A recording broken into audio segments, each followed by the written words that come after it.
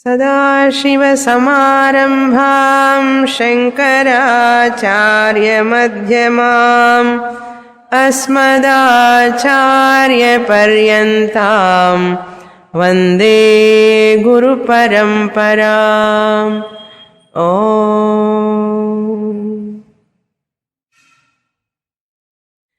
ఉపనిషత్ అంటే ఉప అంటే సమీపం అన్నారు. ని అంటే నిశ్చయేన అన్నారు. షత్ అంటే నాశనం చేసేటటువంటిది అని అర్థం. ఉప అంటే సమీపం, ని అంటే నిశ్చయంగా నాశనం చేసేటటువంటిది. అంటే ఇక్కడ అర్థం ఏమిటి? ఉపనిషత్ అంటే జీవాత్మ పరమాత్మ సమీపమును అంటే గ్రహించినప్పుడు, జీవాత్మ పరమాత్మ సమీపించినప్పుడు, నిజంగా సమీపించడు, జీవాత్మ పరమాత్మని అర్థం చేసుకున్నప్పుడు, జీవాత్మ తాను పరమాత్మనని అర్థం చేసుకున్నప్పుడు నేను పరమాత్మే అని ఐక్యం చెందుతాడు. అది ఉప అంటే సమీపం అంటే. అది ఎలా జీవాత్ముడు నేను పరమాత్మనని ఐక్యం పొందగలుగుతాడు అంటే గురువు దగ్గరికి వెళ్ళినప్పుడు ఉపసమీపే గత్వా అన్నాడు. ఉప అంటే దగ్గరికి వెళ్ళినప్పుడు. ఎవరి దగ్గరికి? ఆచార్యుడి దగ్గరికి, గురువు దగ్గరికి. గురువు దగ్గరికి వెళ్ళినప్పుడు, గురువు దగ్గరికి వెళ్ళి క్రింద కూర్చోవాలి. నీచైహి స్థిత్వా అన్నారు. క్రింద కూర్చోవాలి గురువు దగ్గర. నీచైహి స్థిత్వా. అలా కూర్చున్నప్పుడు గురువు దగ్గర గురువు గారు ఆత్మబోధ చేస్తారు. ఆ ఆత్మబోధ చేసినప్పుడు గురువుగారు మన భవరోగం, సంసారం కారణమైనటువంటి అజ్ఞానం నశిస్తుంది అని అర్థం. ఉపసమీపే గత్వా నీచైహి స్థిత్వా అన్నారు.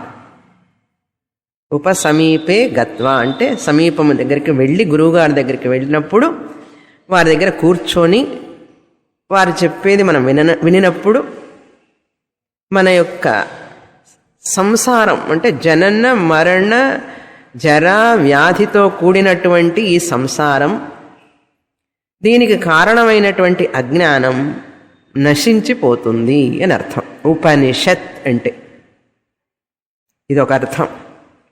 దానికి ఒక శ్లోకమే ఉంది. ఉపనీయేయమాత్మానం, ఉపనీయేమమాత్మానం, ఉపనీయేయం మమాత్మానం. ఈ జీవాత్మ పరమాత్మ సమీపమునకు వెళ్ళుతుంది అన్నారు. అంటే గురువు దగ్గరికి వెళుతుంది. ఈ జీవాత్ముడైనటువంటి శిష్యుడు గురువును సమీపించినప్పుడు, శ్రోత్రియ బ్రహ్మనిష్ఠుడైనటువంటి గురువును సమీపించినప్పుడు అని అర్థం. ఉపనీయేయం ఆత్మానం అంటే జీవాత్మానం. ఏం జరుగుతున్నప్పుడు అన్నారు. కృత్వా అపాస్తద్వయం పునః. గురువు దగ్గరికి సమీపించంగానే కృత్వా అపాస్తద్వయం. అపాస్తం అంటే తొలగిపోతాయి, తొలగింపబడతాయి. అపాస్తం రెండుని తొలగించుకున్న తర్వాత కృత్వా అపాస్తం ఏమిటి? రెండు. ద్వయం అన్నారు. పునః ఆ రెండింటిని తొలగింపబడబడుతుంది. ఏమిటంటే అవి నిహంతి అవిద్యాం తజ్జించ. నిహంతి అవిద్యాం తజ్జించ. నిహంతి అంటే నాశనం చేయబడుతుంది. అవిద్య అంటే అజ్ఞానం. తజ్జం అంటే అవిద్యా కార్యం. జం అంటే పుట్టినటువంటి. తజ్జం అంటే అవిద్య నుండి పుట్టినటువంటి. అవిద్య అంటే అజ్ఞానం, అజ్ఞానం నుంచి పుట్టినటువంటి సంసారం. అవిద్యా తజ్జంచ తస్మాత్ ఉపనిషన్మత, అందుకనే దానికి ఉపనిషత్ అని పేరు అన్నారు. ఏదైతే ఏ శాస్త్రం చదవడం వల్లనైతే జీవాత్మ పరమాత్మ ఐక్యం చేయబడుతుందో, జీవాత్మ పరమాత్మనే గ్రహిస్తాడో, ఆ గ్రహించినప్పుడు రెండు తొలగింపబడతాయి. అజ్ఞానమని, అజ్ఞాన కార్యమైనటువంటి ఈ సంసారం, ఈ రెండు తొలగిపోతాయి కనుక దానికి ఉపనిషత్ అని పేరు అన్నారు. దానికి ఉపనిషత్ అని పేరు. ఉపనీయేమమాత్మానం కృత్వా అపాస్తద్వయం పునః నిహంతి అవిద్యా తజ్జం చ తస్మాత్ ఉపనిషన్మత, ఉపనిషదీ మత అన్నారు. ఇది అర్థం. ఈ యొక్క ఆత్మని, పరమాత్మని తెలుసుకునే మార్గం ఒక్కటే. ఈ ప్రపంచంలో వేరే మార్గాలు లేవు. ఆత్మని తెలుసుకోవాలంటే ఒక్కటే మార్గం. ప్రత్యక్షంగా తెలుసుకోలేం, కళ్ళతో ద్వారా తెలుసుకోలేం.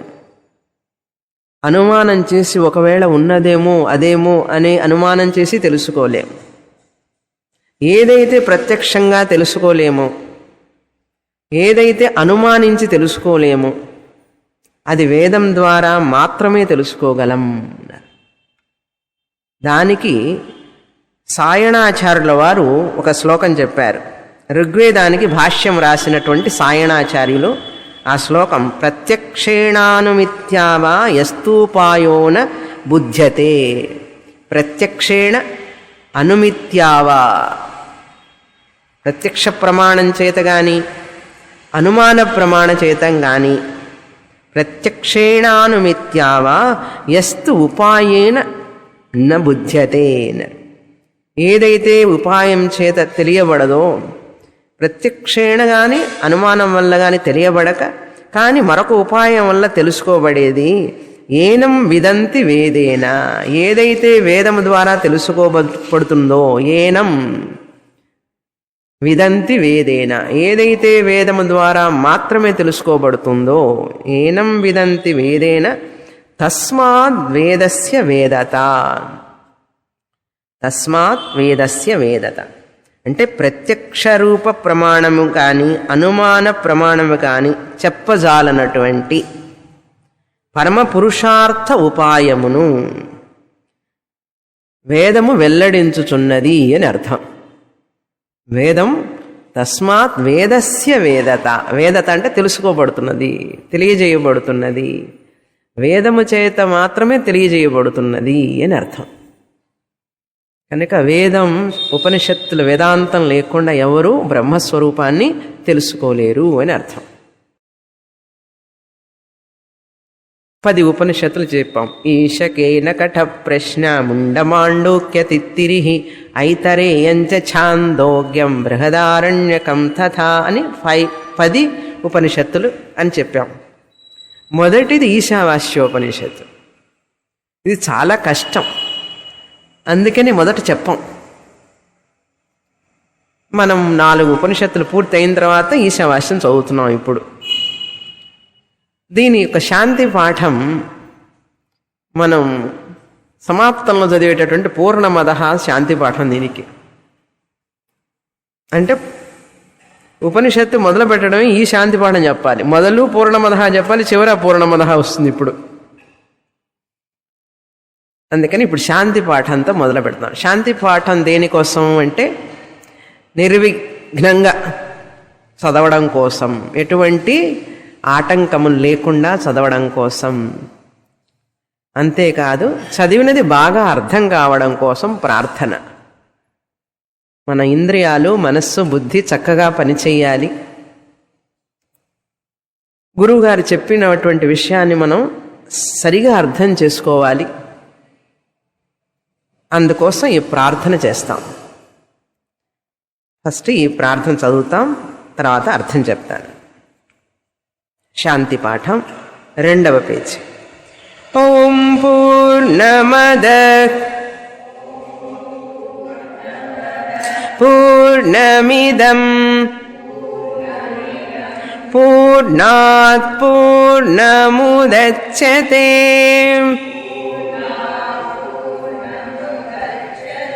పూర్ణస్య పూర్ణమాదాయ పూర్ణమేవావశిష్యతే పూర్ణమేవావశిష్యతే.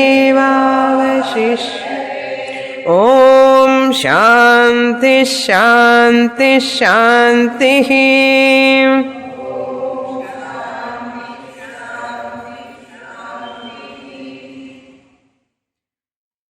పూర్ణం అదహ అన్నారు. అదహ అంటే అది అని అర్థం. ప్రతిపదార్థం చెప్తాను మొదట. అదహ అంటే అది అని అర్థం.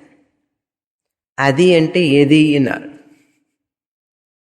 ఆ పరబ్రహ్మం అని అర్థం. సకారాంత నపుంసకలింగ అదస్సు శబ్ద. అదహ అమూ అమూని అన్నారు. అదహ అమూ అమూని. అది ఆ పరబ్రహ్మం పూర్ణం. పూర్ణమదహ అన్న పూర్ణం అదహ. ఆ పరబ్రహ్మము పూర్ణము, పూర్ణమైనటువంటిది అని అర్థం. మీరు టెక్స్ట్ బుక్ చూడకుండా ఉంటే మంచిది.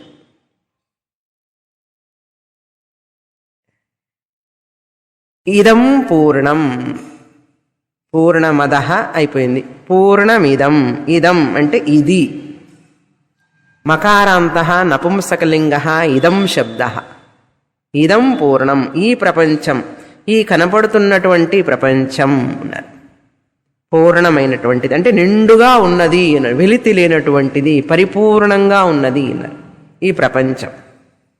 ఆ పరబ్రహ్మము పరిపూర్ణం.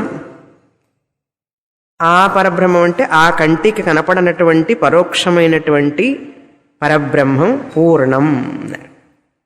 ఈ కంటికి కనపడేటటువంటి ఈ ప్రపంచం ఇదం పూర్ణం, పరిపూర్ణంగా ఉంది. పూర్ణమదః పూర్ణమిదం. తర్వాత పూర్ణాత్ పూర్ణం ఉదచ్యతే. ఆ పరిపూర్ణమైనటువంటి బ్రహ్మము నుండి, పూర్ణాత్ బ్రహ్మము నుండి పూర్ణం ఈ పరిపూర్ణమైనటువంటి ప్రపంచం. పూర్ణాత్ అంటే ఆ పరిపూర్ణమైన బ్రహ్మము నుండి పూర్ణం ఈ పరిపూర్ణమైనటువంటి ప్రపంచము ఉదచ్యతే వ్యక్తమవుతున్నది. వ్యక్తమవుతున్నది. పూర్ణాత్ పూర్ణం ఉదచ్యతే. 3 మెట్లయినాయి. పూర్ణమదః పరిపూర్ణమైన బ్రహ్మము, ఆ బ్రహ్మం. పూర్ణమిదం ఈ ప్రపంచం పరిపూర్ణమైనటువంటిది. పూర్ణాత్ పూర్ణం ఉదచ్యతే ఆ పరిపూర్ణమైన బ్రహ్మము నుండి ఈ పరిపూర్ణమైన ప్రపంచము వ్యక్తమవుతున్నది, కనపడుతున్నది, సృజింపబడినది. తర్వాత పూర్ణస్య పూర్ణం ఆదాయ. పూర్ణస్య అంటే ఈ పరిపూర్ణమైన ప్రపంచము నుండి పూర్ణస్య పూర్ణమాదాయ. పూర్ణం గనక తీసేసుకుంటే, పరిపూర్ణాన్ని తీసేసుకుంటే, పూర్ణస్య అంటే ఈ పరిపూర్ణమైన ప్రపంచము నుండి, మనకు కనపడుతున్న ప్రపంచము నుండి పూర్ణమాదాయ. పూర్ణం కనుక గ్రహించేశామంటే, తీసుకున్నామంటే, ఆదాయ అంటే తీసుకున్నామంటే, గ్రహించాము అంటే, పూర్ణస్య పూర్ణమాదాయ పూర్ణమేవ పరిపూర్ణమైనటువంటి బ్రహ్మమే అవశిష్యతే మిగిలి ఉంటుంది. ఆ పరిపూర్ణమైన బ్రహ్మమే మిగిలి ఉంటుంది. పూర్ణస్య పూర్ణమాదాయ పూర్ణమేవ అవశిష్యతే. ఈ పరిపూర్ణమైన ప్రపంచం నుంచి, పరిపూర్ణమైన ప్రపంచము నుంచి ఆ పరిపూర్ణాన్ని గనక తీసేసుకుంటే పరిపూర్ణమే బ్రహ్మం ఉంటుంది అని అర్థం.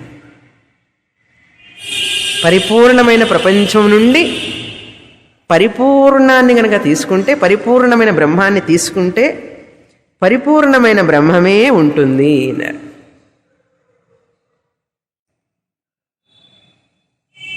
ఇది ప్రతిపదార్థం. తాత్పర్యం తర్వాత వివరణ. అది పూర్ణము, ఇది పూర్ణము. తాత్పర్యం పూర్ణము నుండి పూర్ణము ఉదయించును.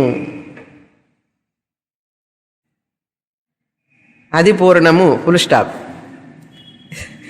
ఇది పూర్ణము ఫుల్ స్టాప్. పూర్ణము నుండి పూర్ణము ఉదయించును ఫుల్ స్టాప్.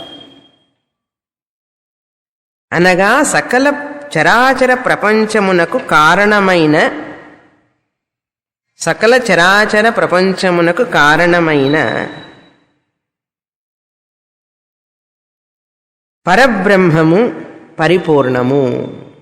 సకల చరాచర ప్రపంచమునకు కారణమైన పరబ్రహ్మము పరిపూర్ణము, సర్వవ్యాపకము అని అర్థము.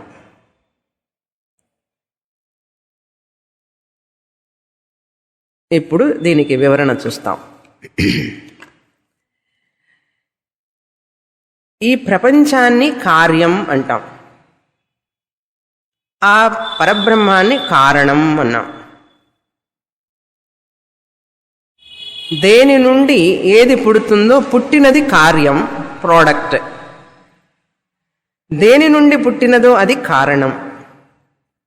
కారణము నుండి కార్యము పుట్టును అన్నారు.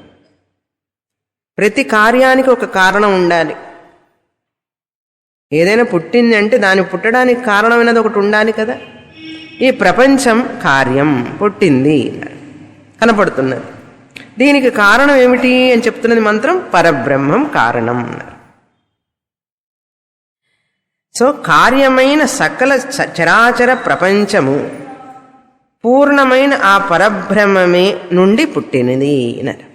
ఆ పూర్ణమైన ఆ పరబ్రహ్మము కారణమైనటువంటి పరబ్రహ్మం నుండి పుట్టినది ఈ ప్రపంచం అన్నారు.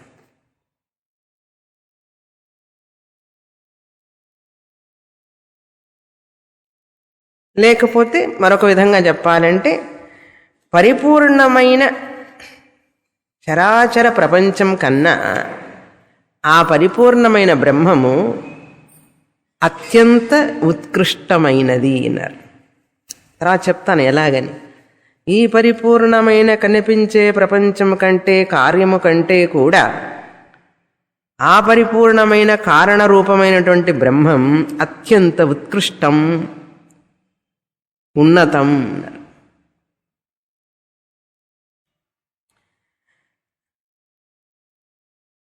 కార్యం కారణం. ఈ కార్యకారణాల గురించి మాట్లాడేవాళ్ళు రెండు రకాలు. కారణ కార్యాల గురించి, కాజ్ అండ్ ఎఫెక్ట్ థియరీ, కారణ కార్య సిద్ధాంతం అంటారు దాన్ని, కాజ్ ఎఫెక్ట్ థియరీ. ఇది మాట్లాడేవాళ్ళు రెండు రకాలు ఉన్నారట. ఎవరు ఆ రెండు రకాలంటే, అసత్కార్యవాది, సత్కార్యవాది. అసత్కార్యవాది, సత్కార్యవాది. అసత్కార్యవాది అంటే ఎవరు అంటే, ఎవరైతే కార్యము కారణమునందు లేదు అని చెప్తారో వాళ్ళు అసత్కార్యవాదులు అన్నారు. వాది అంటే చెప్పేవాడు, వాదించేవాడు. ఏమని? కార్యము కారణమునందు అసత్ లేదు, కార్యం రాకముందు కారణమునందు ఈ కార్యము లేదు. ఉదాహరణకి ఈ కుండ అనేటువంటిది కార్యం. ఈ కుండ అనే కార్యం ఇది పుట్టక ముందు మట్టి ఉన్నది కదా, ఆ మట్టిలో ఈ కుండ లేదు అనేవాడు అసత్కార్యవాది. అసత్ అంటే లేదు. ఎప్పుడు? ఈ కుండ పుట్టక ముందు మట్టిలో కుండ లేదు, కరెక్టే కదా అంటాడు. వాళ్ళని కుండ అసత్, ఎందులో? మట్టిలో. కుండ అనే కార్యం, కార్యం అంటే ప్రోడక్ట్, కార్యమైన కుండ మట్టి యందు లేదు అన్నాడు. ఏమంటాం వాళ్ళని? అసత్ అంటే లేదు అని చెప్పేవాడు. అసత్ ఏమిటి? కార్యం. అసత్ కార్యం అని చెప్పేవాళ్ళు అసత్ కార్యవాది. రెండవ వాళ్ళు చెప్తారు, కాదు కాదు, కుండ రాకముందు కూడా కుండ సూక్ష్మంగా మట్టిలో ఉన్నది అన్నాడు. సత్ ఉన్నది. ఏమిటి? కుండ. కుండ సూక్ష్మ రూపంలో, కనపడని రూపంలో మట్టిలో ఉన్నది అన్నాడు. సత్కార్యవాది. సత్ అంటే ఉన్నది, కార్యం ఉన్నది. ఎక్కడ? మట్టిలో. ఇది పుట్టక ముందు కూడా కార్యం, బయటికి రాకముందు కూడా మట్టిలో ఉన్నది అని నమ్మేవాడు సత్కార్యవాది. అర్థమైంది కదా? ఇది ఒక ఉదాహరణ. రెండో ఉదాహరణ బంగారం, గొలుసు. అసత్కార్యవాది ఏమంటాడు? ఈ గొలుసు అనేది బంగారంలో లేదు, గొలుసు పుట్టక ముందు గొలుసు బంగారంలో లేదు అంటాడు. కనుక అసత్కార్యవాది. సత్కార్యవాది ఏమంటాడు? ఈ గొలుసు పుట్టక ముందు కూడా గొలుసు సూక్ష్మరూపంగా బంగారంలో ఉన్నది అనేవాడు సత్కార్యవాది. అర్థమైంది కదా? గొలుసు అనేది పుట్టక ముందు కూడా గొలుసు అనే కార్యం బంగారంలో సూక్ష్మరూపంగా ఉంది అన్నాడు సత్కార్యవాది. మూడో ఉదాహరణ, ఈ వస్త్రం అనేది దారంలో లేదు అంటాడు అసత్కార్యవాది. వస్త్రం అనే కార్యం, ప్రోడక్ట్, దారం అనేటువంటి కారణంలో లేదు అంటాడు అసత్కార్యవాది. సత్కార్యవాది ఏమంటాడు? ఈ వస్త్రం అనేది సూక్ష్మరూపంగా దారంలో ఉన్నది అంటాడు సత్కార్యవాది.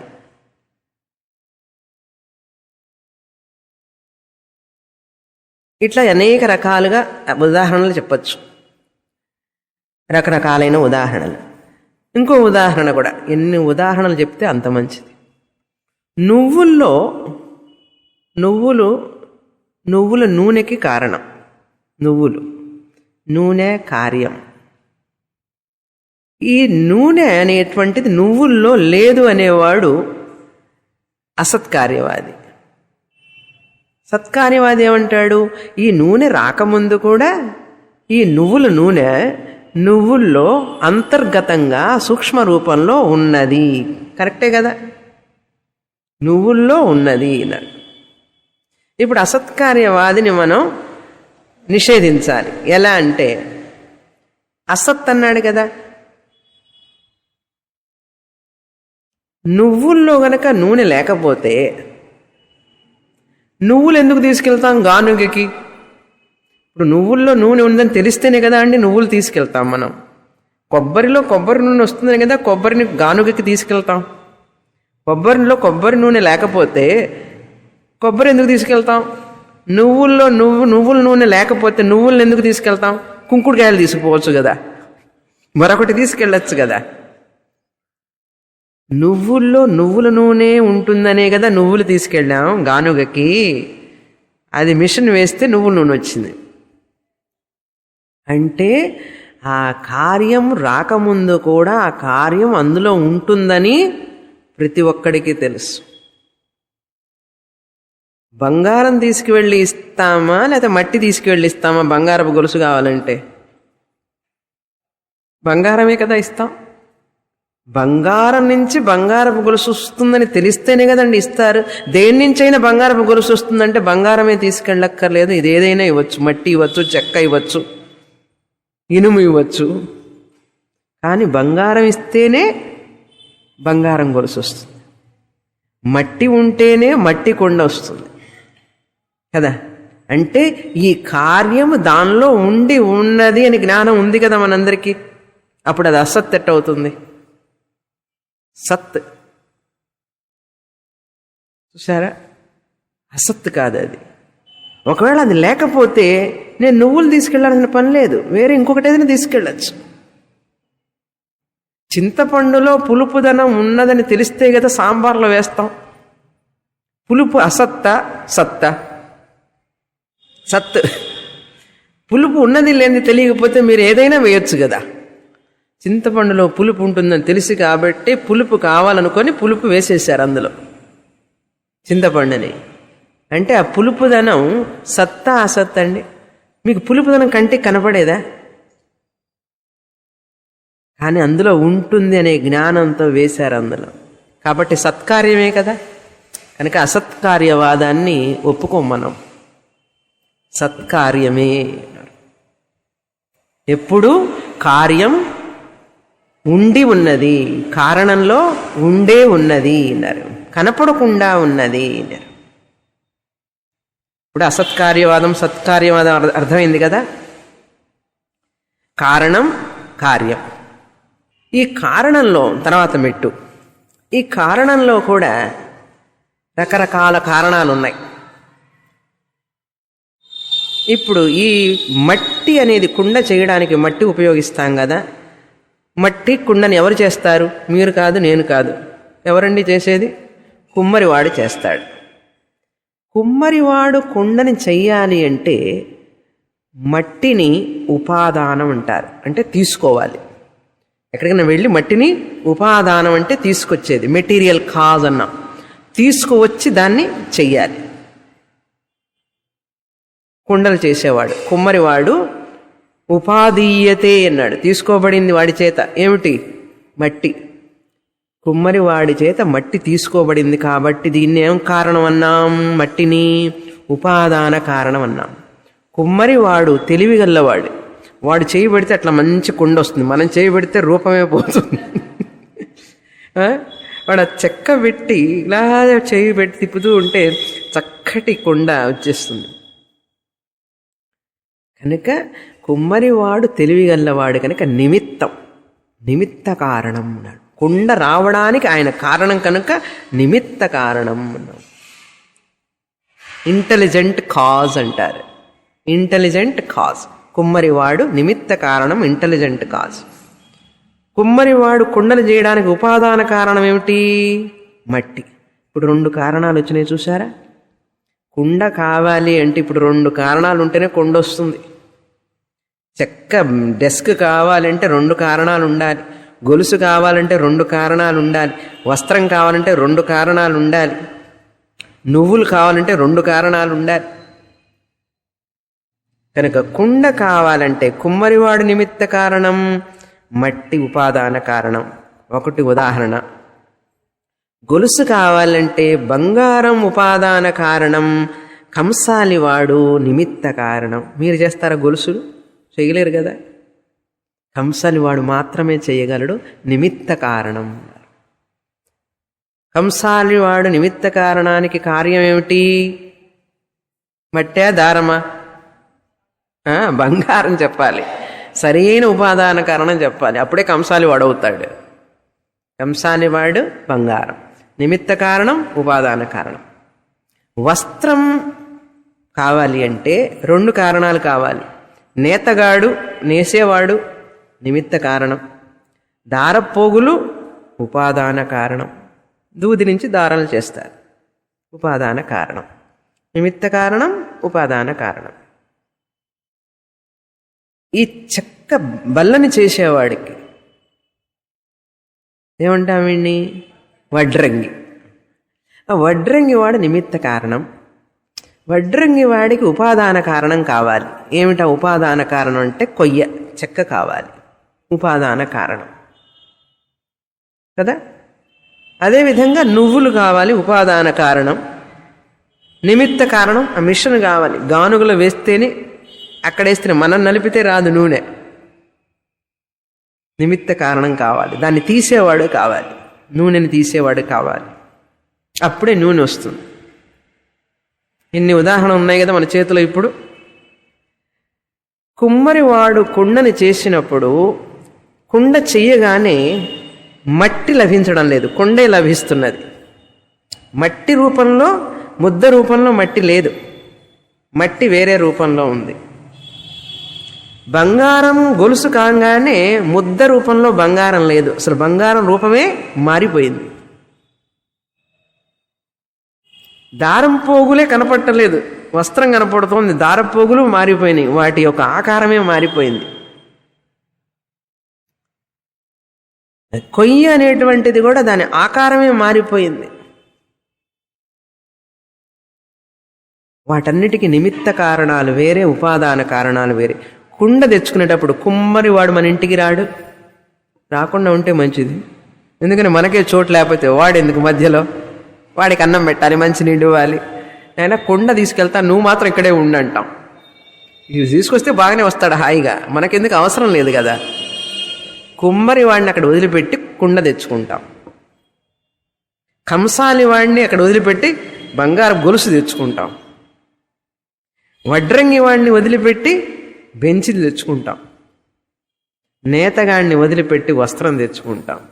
అంటే నిమిత్త కారణాన్ని మనతో తెచ్చుకోం. ఎందుకనండి? నిమిత్త కారణం వేరు, ఉపాదాన కారణం వేరు. నిమిత్త కారణం వేరు, ఉపాదాన కారణం వేరు. చాలా బాగుంది కదా కథ.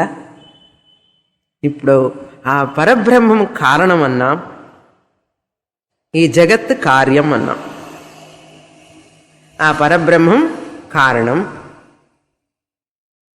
ఈ జగత్తు కార్యం. ఆ పరబ్రహ్మం కారణమైతే ఆయనకేమిటి ఉపాదాన కారణం? వడ్రంగి వాడికి చెక్క, కుమ్మరి వాడికి మట్టి, కంసాని వాడికి బంగారం, నేతగాడికి దారం అయితే ఆ పరబ్రహ్మం ఏ కారణంతో, ఉపాదాన కారణం ఏమిటి ఆయనకంటే? ఆయనకి వేరే ఉపాదాన కారణం లేదు, ఆయనే ఉపాదాన కారణం. చేసింది ఆయనే కాబట్టి ఈ జగత్తుని నిమిత్త కారణం ఆయనే. నిమిత్త కారణము ఆ పరబ్రహ్మమే, ఉపాదాన కారణము ఆయనే. అభిన్నం అన్నారు, వేరు కాదు. అభిన్న నిమిత్త ఉపాదాన కారణం పరం బ్రహ్మ అన్నారు. నిమిత్త కారణం, ఉపాదాన కారణము వేరు కానటువంటి అని అర్థం. అభిన్నం అంటే భిన్నం కాదు. కుమ్మరివాడు మట్టి భిన్నమా కాదా? భిన్నం. భిన్నం అంటే వేరు. కంసాలివాడు బంగారం భిన్నమా అభిన్నమా? భిన్నం. భిన్నం అంటే వేరు. నేతగాడు దారం భిన్నమా అభిన్నమా?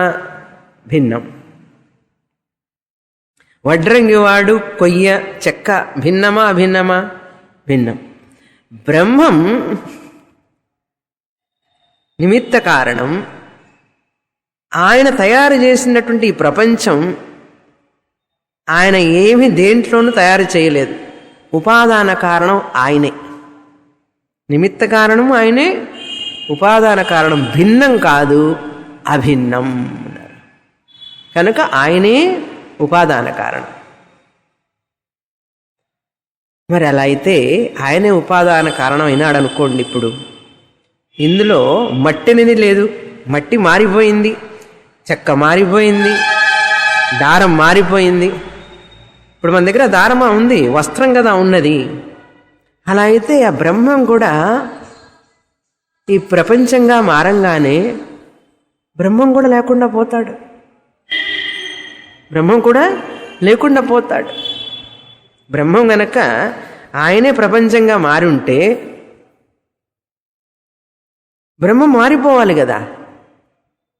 అంటే తన రూపాన్ని, మట్టి తన రూపాన్ని వదులుకున్నది, కుండ రూపంలో ఉన్నది. ఇప్పుడు బంగారం తన రూపాన్ని వదిలిపెట్టుకొని, ముద్ద రూపాన్ని వదిలిపెట్టుకొని చైన్ రూపంలో ఉంది. చెక్క ముద్దు తన రూపాన్ని వదిలిపెట్టుకొని డెస్క్ రూపంలో ఉంది. నువ్వులు తమ రూపాన్ని వదిలిపెట్టుకొని నూనె రూపంలో ఉన్నాయి. ఏమంటే నూనె చూస్తే మీకు నువ్వులు కనపడతాయా? కనపడవు కదా. అంటే నువ్వులు తన రూపాన్ని వదిలిపెట్టుకున్నాయి కదా, వదిలిపెట్టుకునే కదా నూనె అయినాయి. మట్టి తన రూపాన్ని వదిలిపెట్టుకొని కుండ అయిపోయింది, బంగారము తన రూపాన్ని వదిలిపెట్టుకొని చైన్ అయిపోయింది, చెక్క కూడా తన రూపాన్ని, మొద్దు రూపాన్ని వదిలిపెట్టుకొని డెస్క్ అయిపోయింది, దారం కూడా తన రూపాన్ని వదిలిపెట్టుకొని వస్త్రం అయిపోయింది, నువ్వులు తమ రూపాన్ని వదిలిపెట్టుకొని నూనె అయిపోయినాయి. ఇప్పుడు బ్రహ్మం కూడా జగత్ అయిపోయినాడంటే ఆయన కూడా ఆయన రూపాన్ని పోగొట్టుకున్నాడా అంటే అలా పోగొట్టుకోడు. ఎందుకంటే ఆయన రెండు కారణాలండి. ఇప్పుడు నిమిత్త కారణం, ఉపాదాన కారణం పక్కన పెట్టుకోండి, అర్థమైంది కదా. అది కారణాలు రెండు రకాలు, వివర్త కారణం, పరిణామి కారణం. కొన్ని కారణాలు మార్పు చెందుతాయి కార్యంగా మారటానికి, కొన్ని కారణాలు మార్పు చెందుతాయి కార్యం కావడానికి, మరికొన్ని కారణాలు మార్పు చెందకుండానే కార్యంగా కనపడతాయి. అర్థమైందా? కొన్ని కారణాలు మార్పు చెందకుండానే కార్యంగా కనపడతాయి. దానికి సంస్కృతంలో ఏం చెప్తామంటే స్వస్వరూప పరిత్యాగేన రూపాంతర ఆపత్తి. తమ యొక్క స్వరూపాన్ని త్యాగం చేసి, ఇవన్నీ ఈ కుండ, మట్టి, బంగారం, నువ్వులు, దారం, చెక్క, ఇవన్నీ స్వస్వరూప పరిత్యాగేన రూపాంతర ఆపత్తి, వేరో రూపాన్ని పొందినై. స్వస్వరూప పరిత్యాగేన రూపాంతర ఆపత్తి పరిణామి కారణం. పరిణామం చెందింది, పరిణామి కారణం. పాలు మజ్జిగ అయిపోయినాయి కదా, పాలు మజ్జిగ అయిపోయినాయి. మజ్జిగకి కారణం పాలు, పాలు కారణం, మజ్జిగ కార్యం. పాలు తమ రూపాన్ని పోగొట్టుకున్నాయా లేవా? స్వస్వరూప పరిత్యాగేన వదిలిపెట్టుకొని రూపాంతర ఆపత్తి, వేరే రూపాన్ని పొందింది. కాని పరబ్రహ్మం స్వస్వరూప అపరిత్యాగేన తన యొక్క స్వస్వరూపాన్ని వదిలిపెట్టకుండా సత్, చిత్, ఆనంద స్వరూపాన్ని, నిరవయవ స్వరూపం, నిర్గుణ స్వరూపం, శాశ్వత స్వరూపం వదిలిపెట్టకుండా స్వస్వరూప అపరిత్యాగేన వదలకుండా రూపాంతర ఆపత్తి అన్నారు. వేరే రూపాన్ని వేరే రూపంగా కనపడుతున్నాడు అన్నాడు. దీన్ని ఏమంటాం? పరిణామి కారణం కాదు ఇది. బ్రహ్మం వచ్చి వివర్త ఉపాదాన కారణం. బ్రహ్మము వివర్త ఉపాదాన కారణం, వివర్తోపాదానం అంటాం. పరిణామి కాదు, వివర్తోపాదానం అన్నారు. ఎన్ని కారణాలు తెలుసుకుని చూడండి. నిమిత్త కారణం తెలుసుకున్నారు, ఉపాదాన కారణం అంటే తెలుసుకున్నారు, తర్వాత పరిణామి కారణం, పరిణామి కారణం, వివర్త ఉపాదాన కారణం. నిమిత్త కారణం, ఉపాదాన కారణం ఒక సెట్. ఆ ఉపాదాన కారణంలోనే, నిమిత్త ఉపాదాన కారణాల్లోనే పరిణామి కారణం, వివర్త కారణం. పరిణామి ఉపాదాన కారణం, వివర్త ఉపాదాన కారణం. మార్పు చెందుతూ అయ్యే కారణం ఒకటి, మార్పు చెందకుండా ఉండే కారణం ఒకటి. మార్పు చెందే కారణాలు చెప్పాను కదా, మట్టి, కుండ, బంగారం, గొలుసు, దారం, వస్త్రం, నువ్వులు, నూనె, ఇవన్నీ పరిణామి.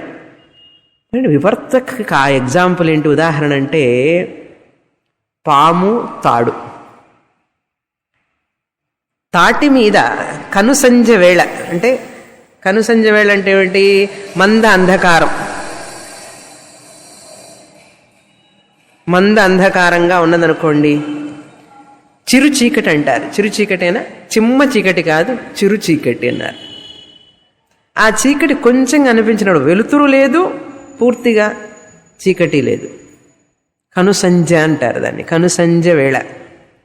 అప్పుడు తాడు పాముగా కనపడుతోంది. పాము కార్యం, త్రాడు కారణం. రజ్జు సర్ప దృష్టాంతం. పాము కనపడుతోందండి, త్రాడు కనపట్టలేదు.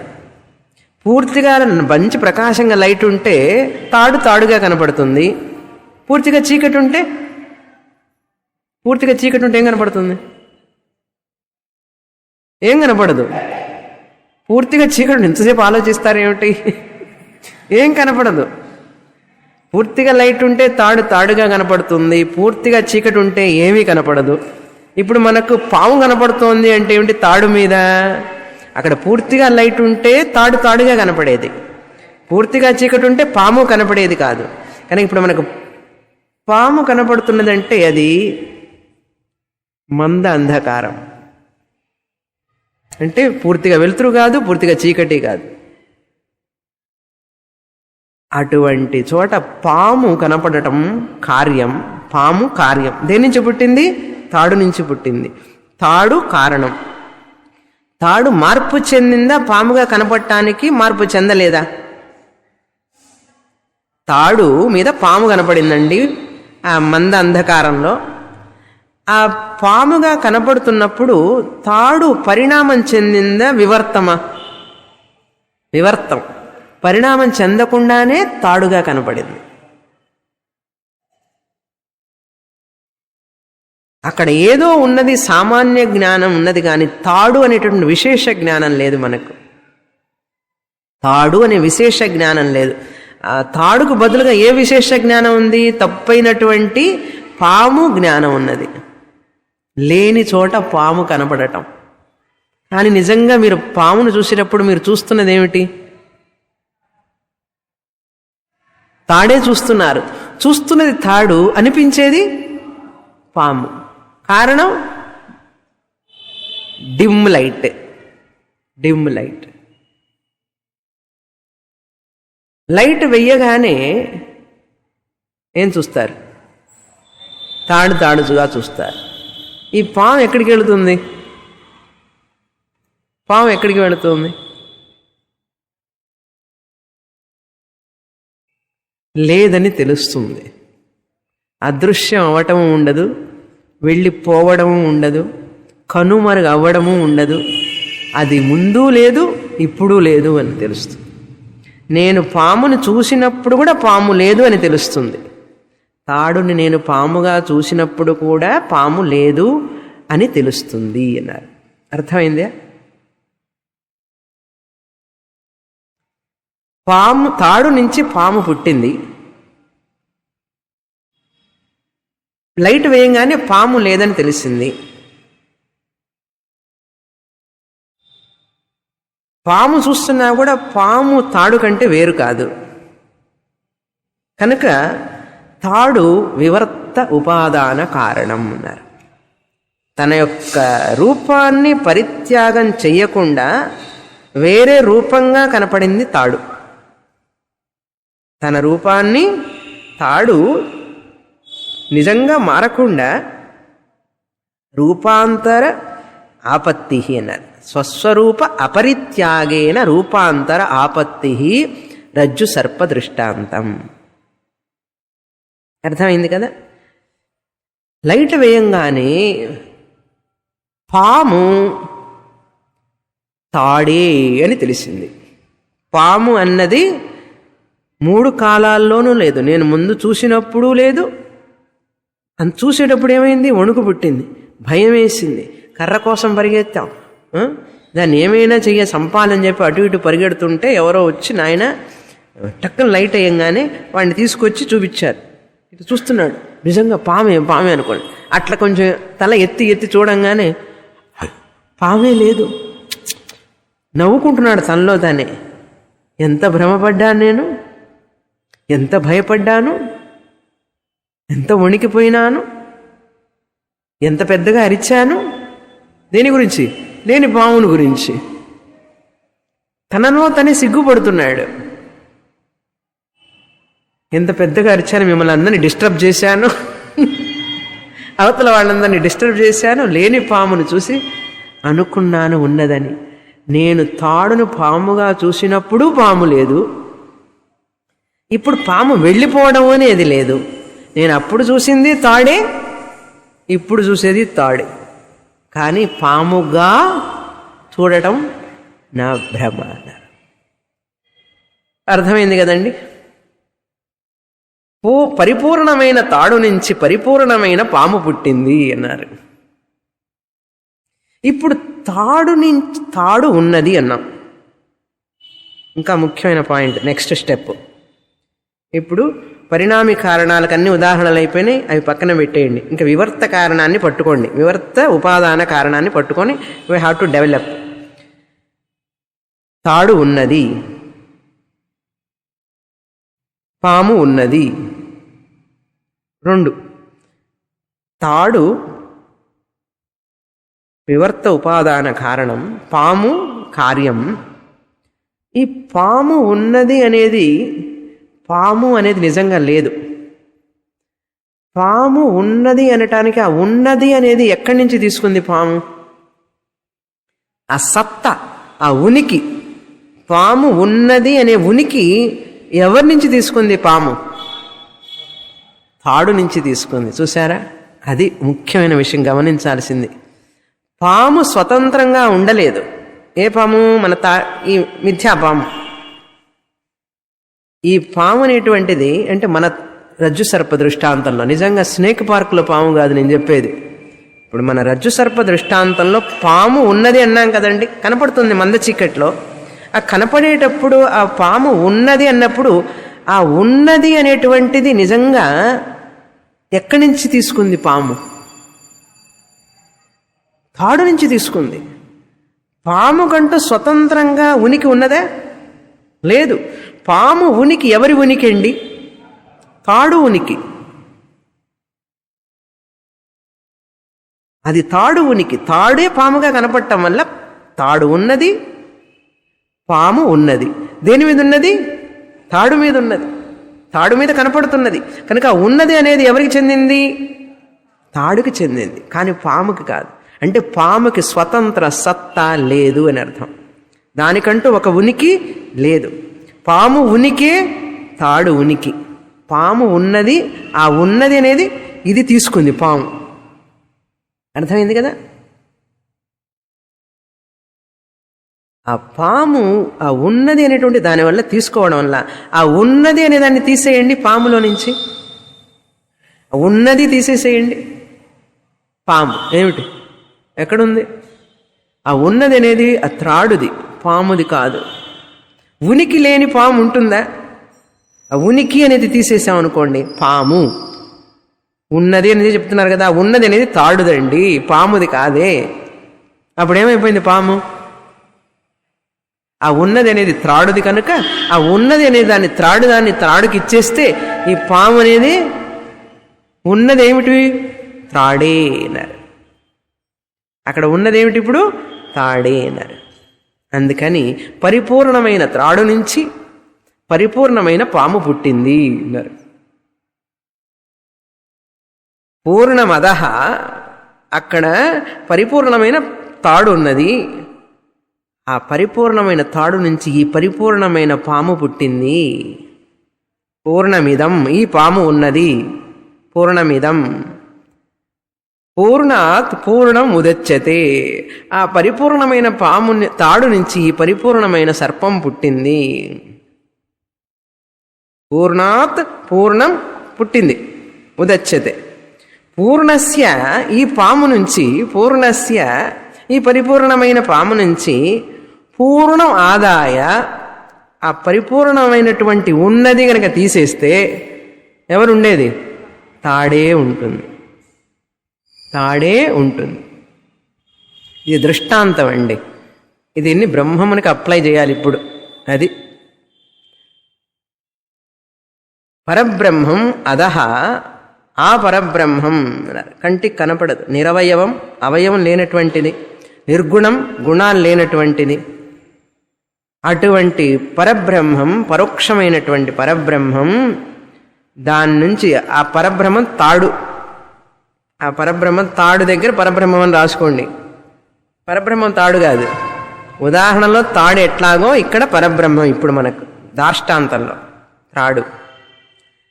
అక్కడ పాము కనపడుతున్నది, ఇక్కడ ఏం కనపడుతోంది? ఇదం పూర్ణం జగత్, ప్రపంచం. ఇదం ప్రపంచం, చరాచర ప్రపంచం, నామరూప ప్రపంచం కనపడుతున్నది. అక్కడ పాము కనపడింది, ఇక్కడ ప్రపంచం కనపడుతోంది. ఈ ప్రపంచం ఎక్కడి నుంచి వచ్చింది? బ్రహ్మంలో నుంచి వచ్చింది. ఎట్లాగైతే పాము తాటిలో నుంచి వచ్చిందో కనపడుతున్నదో, ఈ ప్రపంచం బ్రహ్మంలో నుంచి కనపడుతున్నది. ఎందువల్ల కనపడుతోంది అంటే అక్కడ మంద అంధకారం, ఇక్కడ అజ్ఞానం. అజ్ఞానం వల్ల కనపడుతోంది. ఆ పరమాత్ముడి అజ్ఞానం ఉండడం వల్ల అది కనపడుతోంది. దానికంటూ సత్తా లేదు, ఆ ప్రపంచానికి ఉనికి లేదు. ఈ ఉనికి ఎవరి నుంచి తీసుకుంది? ప్రపంచం ఆ పరబ్రహ్మ నుంచి తీసుకుంది. ఆ పరబ్రహ్మ నుంచి ఉనికి తీసుకుంది ఈ యొక్క ప్రపంచం. దానికంటూ స్వతంత్ర సత్తా లేదు. స్వతంత్రంగా ఉనికి లేనటువంటిది అది ఉన్నట్లా లేనట్లా? పాముకి స్వతంత్రంగా ఉనికి లేదండి. తాడు ఉనికే పాము ఉనికి. అప్పుడు పాముకి స్వతంత్రంగా ఉనికి ఉన్నదా లేదా? లేదు. అప్పుడు స్వతంత్రంగా ఉనికి లేనిది ఉన్నట్లా లేనట్లా? లేనట్లే. ఇప్పుడు ఈ ప్రపంచం అనేటువంటిది, బ్రహ్మ అనేటువంటిది వివర్త ఉపాదాన కారణం. ఆయన మారకుండా ఆ బ్రహ్మం మీదనే ఈ ప్రపంచం కనపడుతున్నది. పాము దేని మీద కనపడిందండి? తాడు మీద. ఈ ప్రపంచం మనం చూస్తున్నామే, భయపడుతున్నామే. ప్రపంచం అంటే వ్యాధి, జర, మరణ, రోగం, జన్మ, తాపాలు ఇవన్నీ అనుభవిస్తున్నామే. ఇవన్నీ కూడా దేని మీద కనపడుతున్నాయో తెలుసా? బ్రహ్మం మీద కనపడుతున్నాయి. బ్రహ్మం వివర్త ఉపాదాన కారణం. ఆయన మారకుండానే పాము వివర్త ఉపాదాన కారణం. తాడు మారకుండానే, తాడు వివర్త ఉపాదాన కారణం మారకుండానే పాముగా కనిపించిందా లేదా? కనిపించిందా లేదా? అదేవిధంగా బ్రహ్మము కూడా మారకుండా వివర్త ఉపాదానంగానే ఉండి ప్రపంచంగా కనపడుతున్నాడు. తాడును చూడకుండా పామును చూస్తున్నంతసేపు భయం ఉంటుందా ఉండదా? ఉంటుంది. లేని పామును చూసి భయపడుతున్నారా లేదా? లేని పామును చూసి వణుకుతున్నారా లేదా? లేని పామును చూసి అరుస్తున్నారా లేదా? అదేవిధంగా ఈ జగత్తు కూడా ఆ పాము లాంటిది. ఈ జగత్తు నామరూపాలన్నీ కూడా ఆ పాము లాంటిది. పాము శాశ్వతమా అశాశ్వతమా? అశాశ్వతం. త్రాడు అక్కడ శాశ్వతం.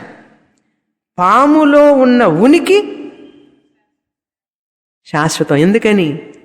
ఆ ఉనికి అనేది తాడుకు చెందింది కానీ పాముకు చెందింది కాదు. కనుక ఉనికి శాశ్వతం, పాము శాశ్వతం కాదు. పాముకు పుట్టుక ఉన్నది, మరణము ఉన్నది. పాము పుట్టినట్లుగా కనపడింది, వచ్చినట్లుగా పోయింది దానికి. కానీ పోనటువంటిది ఏమిటి? తాడు. ఉన్నది తాడే, పోనటువంటిది తాడే. అదేవిధంగా ఈ ప్రపంచం అనే దానికి ఉనికి లేదు, దానికి అంతటి దానిగా స్వతంత్ర ఉనికి లేదు. ఆ బ్రహ్మం ఉనికినే ఈ ప్రపంచం అప్పుగా తీసుకుంది. ఈ ప్రపంచం ఆ బ్రహ్మం మీద కనపడుతున్నది. ఎలా తెలుస్తుంది అన్నాడు. అబ్బాయి ఉన్నాడు, అమ్మాయి ఉన్నది, మా వారు ఉన్నారు, మా ఆవిడ ఉన్నది, మా ఇల్లు ఉన్నది, కారు ఉన్నది. ఈ ఉన్నది అనేది కారుది కాదు, అబ్బాయిది కాదు, అమ్మాయిది కాదు, భార్యది కాదు, భర్తది కాదు. ఈ ఉన్నది అనేటువంటిది ఆ బ్రహ్మానిది. ఏది ఉన్నది అనేటువంటిది శాశ్వతమా? శాశ్వతం కాదు. ఈ మనుషులు, పేర్లు, ఊర్లు, వస్తువులు అన్నీ పోయేవే. ఉన్నది అనేది పోదు. ఆ ఉన్నది అనేటువంటిది కంటికి కనపడదు. ఉన్నది అనేదాన్ని కంటితో చూడండి. ఉన్నది అనేదాన్ని కంటితో చూడండి, చూస్తారా? కుండ ఉన్నది అంటే ఉన్నది అనేదాన్ని కుండ ద్వారా తెలుసుకుంటున్నారు. చూసారా? ఉన్నది అనేదాన్ని కంటితో చూడలేరు. ఎందుకనండి? దానికి రూపం లేదు. ఉన్నది అనేదానికి రూపం లేదు. ఉనికి అనేదానికి రూపం లేదు. నిర్గుణం, నిరాకారం, నిరవయవం, అవయవాలు లేవు, ఆకారం లేదు. కానీ ఆ ఉన్నది అనేదాన్ని ఎలా తెలుసుకోవాలి అంటే, ఆ ఉన్నది అనేదాన్ని ఒక వస్తువు రూపం మాదిరిగా తెలుసుకోవాలి. తెలుసుకోలేము, అదర్వైజ్ చాలా కష్టం. అందుకని ఈ పరిపూర్ణమైన బ్రహ్మము నుండి పరిపూర్ణమైన ప్రపంచం వస్తుంది. అంటే తాడు ఎంత ఉందో అంత ఉంటుంది పాము. తాడు ఎంత పొడుగుంటే అంత ఉంటుంది. తాడు ఎన్ని చుట్లు చుట్టుకొని ఉంటే పాము కూడా అన్ని చుట్లు చుట్టుకొని ఉంటుంది. ఎందుకంటే తాడు కంటే పాము వేరుగా లేదు కాబట్టి. కనుక పరిపూర్ణం మీద, బ్రహ్మం మీద ప్రపంచాన్ని చూసేటప్పుడు ప్రపంచం పరిపూర్ణమా కాదా? పరిపూర్ణమే. ఎందుకంటే బ్రహ్మం కంటే వేరుగా లేదు కదా. బ్రహ్మమే, పరిపూర్ణమైన బ్రహ్మమే ప్రపంచంగా కనపడుతున్నాడు కనుక ఈ పరిపూర్ణమైన ప్రపంచం ఉన్నది అనేటువంటిది మనం చెప్తున్నాం చూడండి. ఈ ప్రపంచం నిజంగా లేదు. ఉన్నది ఎవరు? బ్రహ్మమే. బ్రహ్మం ఒక్కటే, పరబ్రహ్మం ఒక్కటే అన్నారు. అద్వైతం బ్రహ్మ. 2 లేవండి, 3 లేవు, 4 లేవు. ఉన్నట్లుగా కనపడుతున్నదే కానీ ఉన్నది పరబ్రహ్మమే. పూర్ణమదః పూర్ణమిదం పూర్ణాత్ పూర్ణం ఉదచ్యతే. పూర్ణస్య, ఈ పూర్ణస్య అనేది ప్రపంచాన్ని నుండి ఆ పూర్ణాన్ని తీసేసేయండి. ఉన్నది అనే దాన్ని తీసేస్తే, ప్రపంచం అనే దాన్ని తీసేస్తే ఏముంటుంది? బ్రహ్మమే ఉంటుంది. పూర్ణమేవ అవశిష్యతే అన్నారు. కనుక ఇప్పుడు ఈ శరీరం, మనస్సు, బుద్ధి, ఈ నామరూపాలన్నీ కూడా ఆ పాము లాంటివి. నేను ఉన్నాను అనేది బ్రహ్మం. నేను ఉన్నాను అన్న తర్వాత ఎలా ఉన్నాను అనేది పాము లాంటిది. నేను ఉన్నాను అనేది తాడు లాంటిది. నేను ఉన్నాను అన్న తర్వాత నేను ఉన్నాను అనేది నాకు కనపడుతుందా? నేను ఉన్నాను అనేది నాకు కనపడదు. నేను స్త్రీగా ఉన్నాను అనేది కనపడుతుంది, పురుషుడిగా ఉన్నాను అనేది కనపడుతుంది, నేను భార్యగా ఉన్నాను అనేది కనపడుతుంది, కానీ నేను ఉన్నాను అనేది కనపడదు. చూసారా? నేను ఉన్నాను అనేది కనపడదు. నేను ఎలా ఉన్నాను కనపడుతుంది. నేను ఎలా ఉన్నాను ఎలా అనేది ప్రపంచం. నేను ఉన్నాను అనేది బ్రహ్మం. నేను ఉన్నాను అనేది పూర్ణం, పరిపూర్ణమైన బ్రహ్మం. అది కనపడదు గనక అదహ అన్నాం. అంటే అది అన్నాడు. ఏదైతే కంటికి కనపడదో అది అది అంటాం. దాన్ని అది అంటాం. కంటికి కనపడదాన్ని అదే కదంటాం. కంటికి కనపడితే ఇది అంటాం. ఇప్పుడు ఈ శరీరాన్ని ఏమంటారు? అది అంటారా, ఇది అంటారా? ఇది అంటాం. ఎందుకు? కంటికి కనపడుతోంది గనక. కానీ నేను ఉన్నాను అనేటువంటిది కంటికి కనపడదు గనక అది అన్నాం. ఆ పరమాత్మ ఈ శరీరంగా, మనస్సుగా, ఇవన్నీ రూపాల్లో కనపడుతున్నాడు. మైకు ఉన్నది, కుండ ఉన్నది, పూలు ఉన్నాయి, డెస్క్ ఉన్నది, చైర్ ఉన్నది, ఆయన ఉన్నాడు, ఈవిడ ఉన్నది. ఈ ఉన్నది ఉన్నది అనేటువంటిది ఆ రూపాల ద్వారా మనం గ్రహిస్తున్నా. కానీ ఉన్నది అనేదాన్ని మర్చిపోయి మనం ఉన్నది అనేదాన్ని లెక్క చేయకుండా ఏం చేస్తున్నాం మనం? చూసారు ఇప్పుడు పాము ఉన్నది అనే దాన్ని తాడు నుంచి తీసుకుంటే ఉన్నది అనే దాన్ని తాడును వదిలిపెట్టేసి పాము అని చెప్పి భయపడుతున్నాం. జర, మరణ, రోగ, సంసారం ఎవరికండి ఇప్పుడు? శరీరానికి, ఆత్మకి కాదు. వివర్త ఉపాదారణం ఎప్పటికీ మారదు, ఎప్పుడూ మారదు అన్నారు. అది ఎప్పుడూ ఒకే రకంగా ఉంటుంది. ఎక్కడుంది అది? నా స్వరూపం. అది స్వస్వరూప అపరిత్యాగేన రూపాంతర ఆపత్తి. ఇప్పుడు నేను ఆత్మ చైతన్యంగానే ఉండి సత్తుగా ఉన్నాను, ఉనికిగా ఉన్నాను, ఎరుకగా ఉన్నాను, నిద్రలో ఆనంద స్వరూపంగా ఉన్నాను. ఎప్పుడైతే ఈ శరీరం నేను అనుకుంటానో అన్నీ వస్తాయి వరుసగా. ఏమిటి? నీళ్ల problem, gas problem, current problem, అబ్బాయి ప్రాబ్లం, అమ్మాయి ప్రాబ్లం, పక్కింటి వాళ్ళ ప్రాబ్లం, మంత్రాలు అష్టోత్తర శతనామావళి, అష్టోత్తర శతనామావళి చెప్పుకుంటూ పోవచ్చు. పళ్ళు ప్రాబ్లం, కళ్ళు ప్రాబ్లం, కాలు ప్రాబ్లం, కంటి ప్రాబ్లం, ఇలా ప్రాబ్లమ్స్ అన్నీ చెప్పుకుంటూ పోవచ్చు. ఎవరి మీద ఇవన్నీ? శరీరానికి, బ్రహ్మం మీద ఇవన్నీ ఆపాదిస్తున్నాం మనం. నేను ఉన్నాను ఉన్న తర్వాతనే కదా ఇవన్నీ ప్రాబ్లమ్స్ వచ్చేది. నేను ఉన్నాను, ఎట్లా ఉన్నాను? తురీయ ఆత్మ బ్రహ్మమై ఉండి కూడా ఏం ఆపాదించుకుంటున్నాను? ఈ యొక్క శరీర దోషాలు, మానసిక దోషాలు, నాకు సంబంధించిన వస్తువుల యొక్క దోషాలన్నీ నా మీద ఆపాదించుకొని నాకు ఉన్నాయని చెప్పేస్తున్నాను. కాలు నొప్పి అయితే కాలు కిందని నొప్పి చెప్పాలి, నాకున్నదంటానేంటి నొప్పి? అక్కడ ఆత్మ అనాత్మలు ఒకటైపోయేటప్పటికి మనం మర్చిపోయినాం. ఆ లైట్ వేసే వరకు పాముగానే కనపడుతుంది, తాడుగా కనపడదు కదా. అరుస్తూనే ఉంటారు. ఏం చేయాలండి అక్కడ? ఏం చేస్తారు చెప్పండి? లైట్ వేయాలి. లైట్ వేస్తే కానీ పాము పోదు. పాము పోవాలా, పాము తాడుగా కనపడాలా? లైట్ వేస్తే పాము పోతుందా, పాము లేదని తెలుస్తుందా? అదేవిధంగా ఆ ఆత్మ అజ్ఞానం పోతే ప్రపంచం లేదని తెలుస్తుంది. అర్థమైందా? ప్రపంచం పోదు, ఉంటే కదా పోవడానికి. అది పూర్ణమదః, ఆ పరిపూర్ణమైన బ్రహ్మం మీద పూర్ణమిదం, ఈ ప్రపంచం, చరాచర ప్రపంచం, నామరూప ప్రపంచం, భార్య, తల్లి, తండ్రి, కొడుకు, కూతురు, కారు, ఇల్లు, అన్ని వస్తువులు, నామరూపాలు, కంటికి కనపడే వస్తువులన్నీ కూడా ఉదచ్యతే, పుట్టినాయి, తాత్కాలికంగా కనపడుతున్నాయి.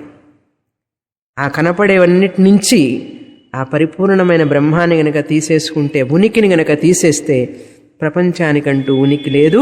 ఎవరుంటారు? బ్రహ్మమే ఉంటుంది. శాశ్వతమైనటువంటి బ్రహ్మమే ఉంటుంది. ఎప్పుడు ఉండే బ్రహ్మమే ఉంటుంది. ఈ తాత్కాలికమైనటువంటి అశాశ్వతమైనటువంటి కనపడుతున్నది బ్రహ్మం మీద ఆపాదించుకున్నామే, ఇది లేదు అని తెలుస్తుంది. అంటే లేదని తెలిస్తే మాయమైపోతుందండి ఈ శరీరం అన్నాడు. అక్కడ పాము లేదని తెలిసిన తర్వాత పాము ఎక్కడికి వెళ్ళదని తెలిసింది. ఇక్కడ మాత్రం అది ఎక్స్టెండ్ చేయకండి ఎగ్జాంపుల్ని. జ్ఞానం వచ్చిన తర్వాత ఈ శరీరం ఉంటుంది, వ్యావహారిక సత్యం. అది ప్రాతిభాసిక సత్యం, ఇది వ్యావహారిక సత్యం. జ్ఞానం వచ్చిన తర్వాత కూడా నేను పరబ్రహ్మాన్ని తెలుసుకున్న తర్వాత కూడా ఈ శరీరం ఉంటుంది. హాయిగా అన్నం తింటారు, హాయిగా టిఫిన్ చేస్తారు. కానీ ఇది సత్యం కాదు అని తెలుసుకొని ఉంటారు మీరు.